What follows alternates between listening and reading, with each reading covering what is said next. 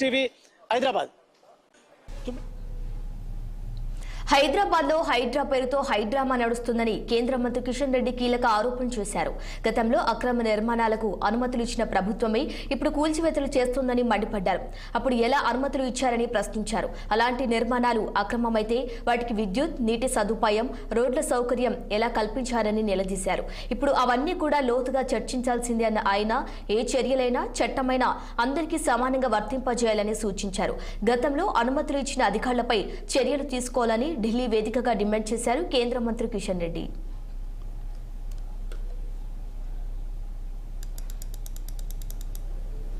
పాకిస్తాన్తో చర్చలు జరుపుతాము. ఏదైతే ఉగ్రవాదులకు సంబంధించినటువంటి ఉగ్రవాదులు కానీ వాళ్ళకు మద్దతు ఇచ్చినటువంటి వ్యక్తులు కానీ ఎవరైతే జైళ్ళలో ఉన్నారో వాళ్ళను వదిలేస్తాము, వాళ్ళందరికీ ప్రభుత్వ ఉద్యోగాలు ఇస్తాము, ఏదైతే నేషనల్ కాన్ఫరెన్స్ చెప్తా ఉందో దీనిపైన కూడా రాహుల్ గాంధీ జవాబు చెప్పాల్సినటువంటి అవసరం ఉంది.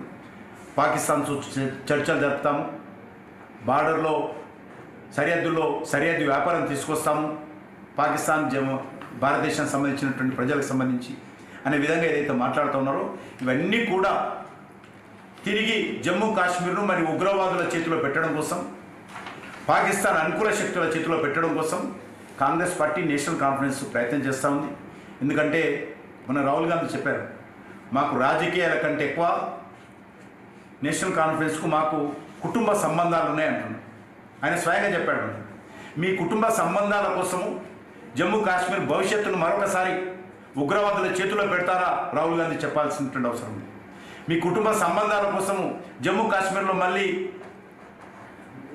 ఏదైతే ఆటంకవాదులను ప్రోత్సహించేటువంటి ఉగ్రవాదాన్ని ప్రోత్సహించేటువంటి 370 మళ్ళీ తీసుకొస్తారా చెప్పాల్సిన అవసరం ఉంది. ఏదైతే భారతదేశంలోనే ఉగ్రవాదాన్ని పెంచడం కోసం ఒక బ్రిడ్జి లాగా ఆర్టికల్ 370 ఉపయోగపడింది. అటువంటి బ్రిడ్జిని ఈరోజు మేము రద్దు చేసి ఆర్టికల్ 370 రద్దు చేసి ఉగ్రవాదాన్ని అడ్డుకట్ట వేశాము. దేశంలో శాంతి పెరుగుతా ఉంది. హైదరాబాద్లో కావచ్చు, ఢిల్లీలో కావచ్చు, అనేక రాష్ట్రాల్లో ఈరోజు పాకిస్తాన్ ఐఎస్ఐ యాక్టివిటీస్ తగ్గిపోయాయి. దేశంలో శాంతి ఏర్పడుతుంది. ఈ నేపథ్యంలో ఖచ్చితంగా కాంగ్రెస్ పార్టీ దీనిపైన తమ వైఖరి స్పష్టం చేయాల్సిందిగా నేను డిమాండ్ చేస్తాను. అనంతపురం